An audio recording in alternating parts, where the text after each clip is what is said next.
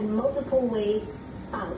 So you want movement for the president. You also want to create an alternate movement for him if he can't get out the primary way. So we've got typically at least 2 ways in, 2 ways out. And those vehicles that are staged there, they are positioned there specifically to evacuate him. Because also you're in an open area here, right? So you don't have that concealment to cover. You have, whenever you do an open area like this, massive line of sight issues, meaning you can get the threat from so many different ways, so many different areas. And just one thing to touch on too, typically after an event like this, it's typically the FBI who comes in to do the investigation of what happened, right? So it's the Secret Service element is the element that does the protection. The FBI typically is who's going to come in to investigate what and how did this happen. Abby, let me ask you this. In terms of what kind of intelligence law enforcement has or is given before an event, we're in prime time campaign season. These candidates are out there doing sometimes multiple stops in a day, big crowds lined up. How much does local law enforcement know about potential threats? Maybe somebody in the crowd who has written a nasty email or a letter or that sort of thing. They do. When you go out, a part of the advance team, when you go out, you work with the local police department. So here he's going to his location, right? He's going to a town, to a city, wherever he's going. You work from the beginning.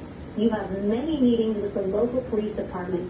The president, former president, coming in. He's going to do a rally, and we share intel. The U.S. Secret Service shares their intel. On a shoot on Tom. From our side. They shoot on Trump.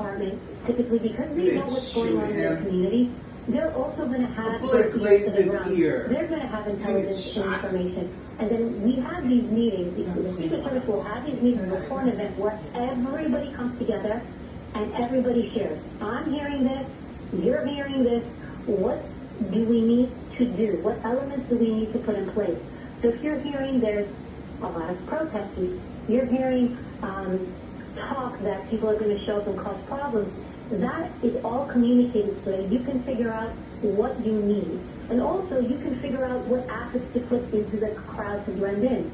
You're seeing the Secret Service suits, you're seeing the tactical team, you'll see uniforms from the police department, but they also have an element there that is the unseen.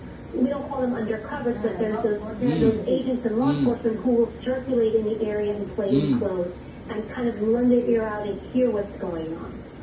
All right, Abby, you have been a tremendous help helping us understand the mechanics of security in a situation like this. Hopefully we can rely on you again to talk a bit later, but thank you so much. We continue to look at the video, the shocking video, frankly, from Pennsylvania, where earlier this evening, early evening here on the East Coast, someone apparently took shots at the former President Trump. As we heard, 2 senior law enforcement officials saying there may have been a serious attempt on the life of former President Trump.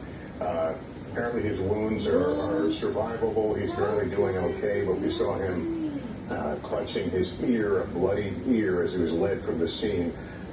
People heard multiple pops in the crowd. We are continuing to track information we can about any potential other victims in this, people who might have been in that crowd. This was a rally, unlike pretty much like so many we have seen throughout this election season. People joyous, people excited about seeing the candidate, hearing what he had to say. Nobody signed up for this, however. I want to go ahead and